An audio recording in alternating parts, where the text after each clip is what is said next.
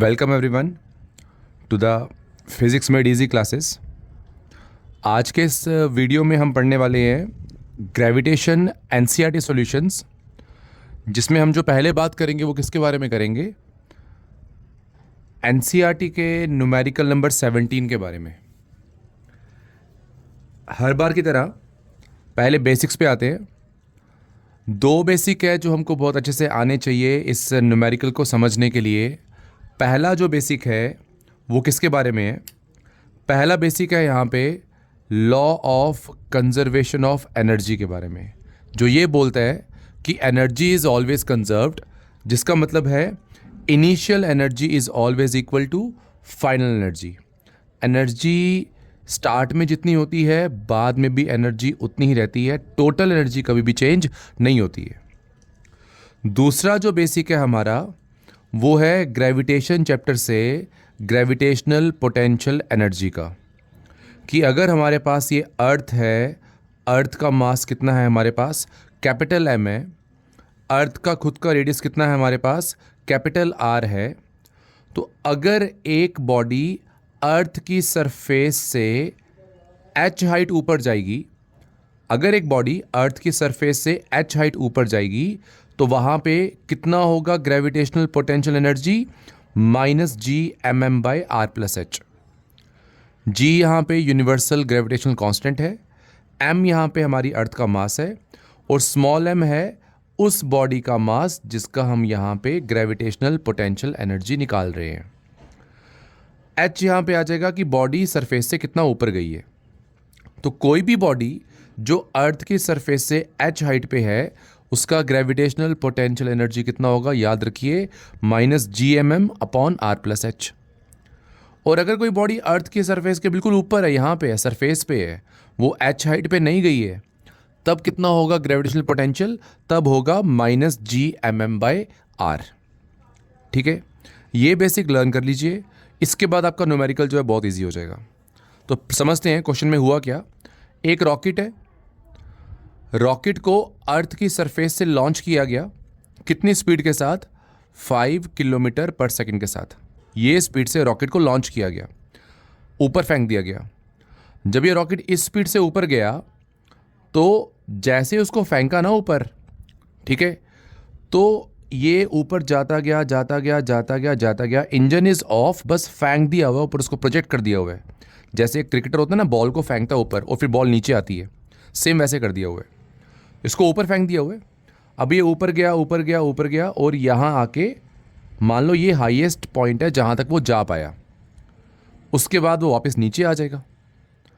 हमसे पूछ रहे हैं अगर आप एक रॉकेट को, ठीक है, जिसका मास हम लेट कर लेते हैं स्मॉल m, अगर आप उसको यहाँ से प्रोजेक्ट करते हो इतनी स्पीड के साथ 5 किलोमीटर पर सेकंड के साथ, तो वो कितनी हाइट गेन करेगा, वो कितना ऊपर जाएगा?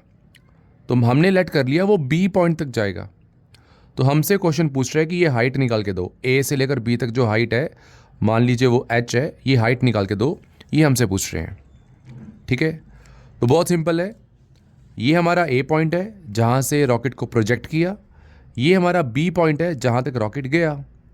A की एनर्जी निकालेंगे, B की एनर्जी निकालेंगे, और दोनों एनर्जीज़ को यहाँ पे हम क्या कर लेंगे आपस में, दोनों एनर्जीज़ को आपस में इक्वेट कर लेंगे। तो सब बच्चे बात सुनेंगे। A पॉइंट है हमारा, यहाँ पे रॉकेट की कितनी वेलोसिटी है स्टार्ट में? 5 किलोमीटर पर सेकंड। 1 किलोमीटर में होते हैं 1000 मीटर, तो ये बन जाएगी 5000 मीटर पर सेकंड। ठीक है, अर्थ का रेडियस हम सभी को पता है कितना होता है, 6.4 10⁶ मीटर। वेलोसिटी है रॉकेट की, रेडियस है यहाँ पे अर्थ का। ठीक है, जैसे मैंने कहा कि रॉकेट की हाइट हम कितनी मान रहे हैं, यहाँ पे कितना ऊपर गया वो? h हाइट पे, तो हमने लेट कर लिया h हाइट पे वो ऊपर गया। B पॉइंट पे वो वापस आ रहा है, इसका मतलब यहाँ से वो और आगे नहीं जा पाया, इसका मतलब B पॉइंट पे वेलोसिटी कितनी हो चुकी है उसकी? 0। तो जो A पे एनर्जी है, जो B पे एनर्जी है, इनको हम आपस में अभी इक्वेट करेंगे और वहाँ से ये h हाइट निकालेंगे। कैसे? सब बच्चे चेक करना। A की एनर्जी बराबर होगी B के एनर्जी के, as per the law of conservation of energy. अब अर्थ की बात हो रही है, वेलोसिटी की बातें हो रही हैं, तो यहाँ पे दो तरह की एनर्जी आएगी। एक कौन सी एनर्जी है? काइनेटिक एनर्जी एट ए, इस जगह पे एक होगी रॉकेट के पास काइनेटिक एनर्जी, दूसरी कौन सी एनर्जी होगी इसके पास? Gravitational potential energy.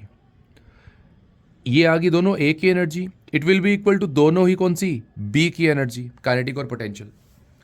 अब काइनेटिक एनर्जी का फॉर्मूला होता है half M V square, potential का मैंने सिखाया आपको minus G M M by, surface पे है तो आर आएगा, हाइट पे है तो minus G M M by R plus H आएगा। इस जगह पे मैंने कहा रॉकेट जो है आपका रुक गया था तभी वापस नीचे आया, तो यहाँ पे जो काइनेटिक है वो कितनी आ जाएगी? 0। मैं फिर से बता रहा हूँ, काइनेटिक एनर्जी ए पे कितनी है? Half M V square, potential कितना है? Minus G M M by R, because surface का है पोटेंशियल। काइनेटिक कितनी है? बी पे 0, कितना है potential? Minus G M M by R plus H. M you can see everywhere, उसको हमने कैंसिल कर दिया। अब पीछे बचा यहाँ पे क्या? V square by 2 minus G M by R is equal to minus G M upon R plus H. अब इसके बाद हम क्या करेंगे? इसके बाद यहाँ पे करेंगे क्रॉस मल्टीप्लाई, आर को वहाँ भेजेंगे, 2 को यहाँ भेजेंगे, आपस में मल्टीप्लाई करेंगे, तो V square R minus 2 G M upon 2 R is equal to minus G M upon R plus H. ठीक है, आज आप देख रहे हैं एक नया कुछ है हमारे साथ एलिमेंट, इसको भी फिजिक्स पढ़नी है, तो अब मैं इसको हटाऊंगा नहीं, इसका मन है यहाँ रहने का आज। तो यहाँ बात करते हैं आगे। अब V square R minus 2 G M upon 2 R is equal to minus G M upon R plus H. ठीक है, अब आगे जब यहाँ तक पहुँच जाएंगे ना आप लोग, अब आपने करनी है सिंप्लीफिकेशन। वो कैसे?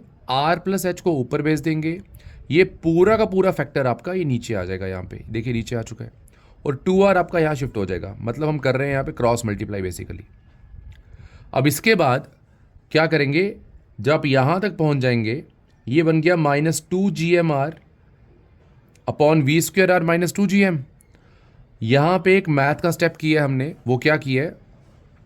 नीचे से माइनस कॉमन लिया, तभी देखें 2 जी एम पहले आ गया, वी स्क्वेयर आर बाद में आ गया, और माइनस माइनस कर दिया हमने कैंसिल। यहाँ तक पहुँच गए हैं हम, और ये है वैल्यू आर प्लस एच की। 2 वैल्यू पता है, कैपिटल जी की वैल्यू पता है, अर्थ का मास हमको क्वेश्चन में गिवन है 6 10 की पावर 24, रेडियस ऑफ अर्थ हमको पता है, वेलोसिटी ऑफ रॉकेट हमको पता है, सब कुछ पता है, पुट करना है और बस सिंप्लीफाई करना है। आपका आंसर बन जाएगा आर प्लस एच का 8 इंटू 10 की पावर 6 मीटर। ठीक है, ये आपकी होगी यहाँ तक कैलकुलेशन वर्क, 8 इंटू 10 की पावर 6 मीटर, बट ये आर प्लस एच का आंसर है, हमको सिर्फ एच निकालना है। अब क्या करेंगे इसके आगे? अब आर प्लस एच आया था 8 इंटू 10 की पावर 6 मीटर, हमको एच निकालना है, आर को हम शिफ्ट करेंगे, वो हो जाएगा माइनस आर, आर की वैल्यू है 6.4 इंटू 10 की पावर 6, पुट करेंगे दोनों वैल्यूज़ को, 8 में से 6.4 माइनस करिए, 1.6 बचता है, 10 की पावर 6 कॉमन आ जाएगा, तो हाइट ऑफ रॉकेट कितनी आ जाएगी? 1.6 इंटू 10 की पावर 6 मीटर। तो simple numerical based on law of conservation of energy, A की एनर्जी बी की एनर्जी कंपेयर करिए, उसके बाद दोनों एनर्जीज को काइनेटिक और पोटेंशियल को इक्वेट करिए, आपका आंसर आ जाएगा।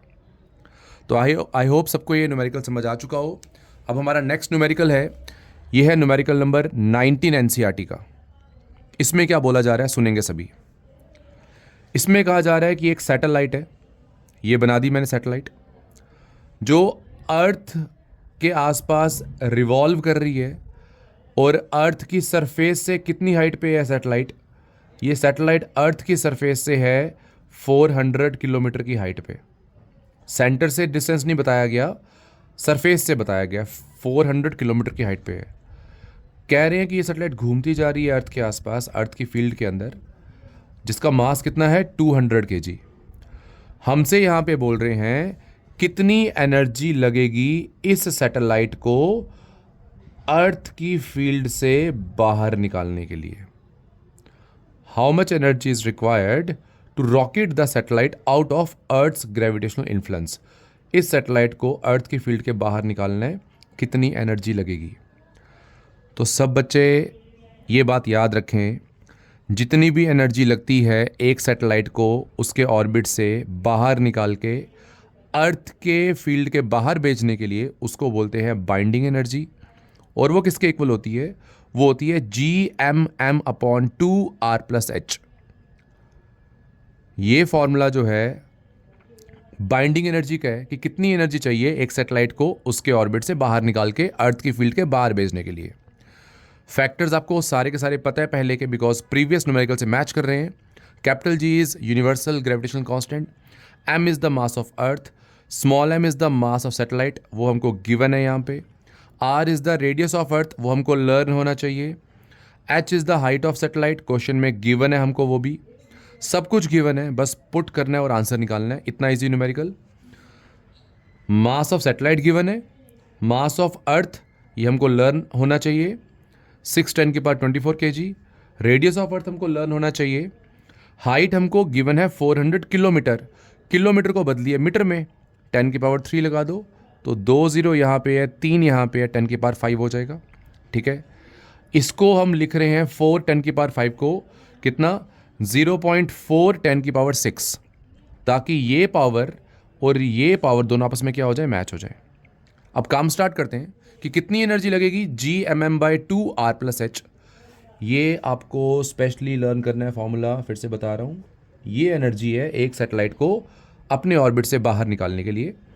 तो G आपके सामने वैल्यू पुट कर दी मैंने, मास of earth, mass of satellite, r+h। Simplification है आगे और आपका आंसर बन जाएगा ये।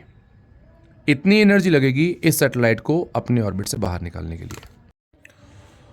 ओके, अब जो आगे बात करेंगे वो करेंगे बात न्यूमेरिकल नंबर 20 की, एनसीईआरटी का।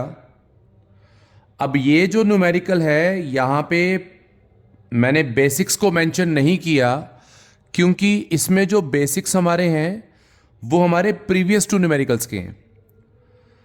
एक basic law of conservation of energy का रहेगा और दूसरा बेसिक कौन सा रहेगा हमारा, ग्रेविटेशनल पोटेंशियल एनर्जी का, जो मैंने डिस्कस किए हैं प्रीवियस 2 न्यूमेरिकल्स में। ठीक है, तो न्यूमेरिकल स्टार्ट करते हैं एक बार। क्या कहा जा रहा है इसमें कि 2 स्टार्स हैं, ये आपका आ गया पहला स्टार, ये आपका आ गया दूसरा स्टार। दोनों स्टार्स स्टार्टिंग में कितने डिस्टेंस पे हैं एक दूसरे से, 10⁹ किलोमीटर। और ये दोनों स्टार्स एक दूसरे की तरफ अप्रोच कर रहे हैं बिल्कुल नेग्लिजिबल स्पीड के साथ। इसका मतलब है धीरे धीरे ये दोनों स्टार्स पास आना चाह रहे हैं। अब जब ये दोनों स्टार्स पास आना चाह रहे हैं तो एक दूसरे की ग्रेविटेशनल फोर्स की वजह से ये पास आते जाएंगे और एक टाइम ऐसा आएगा दोनों आपस में क्या कर जाएंगे, ये कोलाइड कर जाएंगे। जिस टाइम पे ये कोलाइड करेंगे उस टाइम पे इनकी स्पीड कितनी होगी, हमको वो स्पीड पूछी हुई है क्वेश्चन में। और गिवन क्या है, गिवन है दोनों स्टार्स का जो मास है वो है 1 सोलर मास। 1 सोलर मास का मतलब होता है जितना मास सन का है। तो सन का मास कितना है, 2 × 10⁻30 kg। इसका मास भी आएगा 2 × 10⁻30 kg, इसका मास भी आएगा 2 × 10⁻30 kg। दोनों में जो स्टार्टिंग में डिफरेंस है R1 वो है 10⁹ किलोमीटर, 3 प्लस कर दो पावर में, वो बन जाता है मीटर में। कोलाइड कर जाने के बाद जो इनमें डिस्टेंस होगा वो डिस्टेंस कितना होगा, पहले स्टार का रेडियस और दूसरे स्टार का रेडियस। रेडियस दिया हुआ है 10⁻4 किलोमीटर, और मैंने पहले ही कहा ना आपको कि अगर आप पावर में 3 को प्लस करेंगे तो वो क्या हो जाएगा, मीटर में हो जाएगा। तो इसका रेडियस आ जाएगा 10⁻7 मीटर, इसका भी कितना आ जाएगा 10⁻7 मीटर। तो पूरा डिस्टेंस कितना आ जाएगा, ये आ जाएगा 2 × 10⁻7 metre. Initial gap, final gap. ठीक है, स्टार्ट में they are moving with negligible velocity, तो शुरू में उनकी जो इनिशियल काइनेटिक एनर्जी होगी वो कितनी मानी जाएगी, वो मानी जाएगी 0। तो इनिशियल इनकी वेलोसिटी भी 0, इनिशियल इनकी काइनेटिक एनर्जी भी क्या मान लेंगे हम लोग, 0। मतलब इस केस की बात कर रहा हूं, यहां की काइनेटिक एनर्जी स्टार्ट में कितनी मानेंगे, 0। ठीक है, अब जो अगली बात कर रहे हैं वो क्या, ये आ गया डाटा इनका। ठीक है, स्टार्ट की वेलोसिटी 0, बाद में जब टकराए तब कितनी वेलोसिटी लेट कर ली हम लोगों ने, v। हमको ये v निकालना है। तो अब law of conservation of energy क्या बोलते हैं? Law of conservation of energy बोलता है कि initial energy is equal to क्या होता है, फाइनल एनर्जी। ये सभी को पता है। तो kinetic initial plus potential initial is equal to kinetic final plus potential कौन सा, फाइनल। अब आप एक काम कर लो, यहां पे वो काम क्या करिए, पोटेंशियल एक तरफ करिए और काइनेटिक एक तरफ करिए। क्या बन जाएगा, यहां पे आ जाएगा potential initial minus potential final is equal to kinetic final minus kinetic initial, ऐसे आ जाएगा। तो इसको बोलते हैं change in potential energy is equal to change in kinetic energy. तो हम सीधा स्टार्ट ही यहां से करेंगे कि according to the law of conservation of energy change in potential is equal to change in kinetic. तो initial minus final of potential is equal to final minus initial of kinetic. अब बात सुनिएगा सब बच्चे, यहां पे आएगी initial potential energy. Gravitational potential energy का फॉर्मूला मैंने क्या सिखाया था आपको, -G(m1m2)/r। तो -G, इसका मास भी m है, इसका मास भी m है, तो -G(m²) गैप कितना, r1, फॉर्मूला ऑफ पोटेंशियल। फिर ये माइनस आ गया, फिर से -G(m²) फाइनल गैप कितना आ जाएगा, r2 आ जाएगा। It is equal to kinetic energy, ठीक है, फाइनल की, इसकी भी कितनी मानेंगे, ½ mv², इसकी भी कितनी मानेंगे, ½ mv²। काइनेटिक कितनी हो जाएगी, 2 टाइम्स ½ mv²। और इनिशियल काइनेटिक डिस्कस्ड है, 0 है। तो ये हमने यहां पे वैल्यूज पुट कर दी, 2 और 2 कैंसिल हो जाएगा, ये बच जाएगा mv², ठीक है। अब यहां पे हम वैल्यूज पुट करेंगे, -Gm² को सेम रखेंगे, माइनस माइनस प्लस हो जाएगा, Gm² को सेम रखेंगे, mv² को सेम रखेंगे, r1 की वैल्यू 10⁻12, r2 की वैल्यू क्या आ जाएगी, 2 × 10⁻7। अब आपको एक मैथमेटिक्स का छोटा सा फैक्ट, वो ये कि अगर आप 10⁻12 से डिवाइड करेंगे और यहाँ पे 10⁻7 से डिवाइड करेंगे, फर्क पड़ रहा है 10 की पावर कितने का, 5 का। मतलब यहाँ पे जो आप डिवाइड कर रहे हैं 10⁵ एक्स्ट्रा है, वो होता है 1 लाख। तो यहाँ पे जब आप डिवाइड करेंगे ना 10⁻12 से, ये जो भी आंसर आएगा ये बहुत ही छोटा आंसर आएगा इसके कंपैरिजन में। तो हम यहाँ पे 10⁻12 वाले फैक्टर को पूरे को क्या कर देंगे, निग्लेक्ट कर देंगे। लिखा हुआ है Gm²/10⁻12 is very very very very small as compare to Gm/2 10⁻7। तो ये पूरा हमारा निग्लेक्ट हो गया, सिर्फ ये बचा हुआ है, देखिए Gm²/2 10⁻7। तो ये आ गया mv²।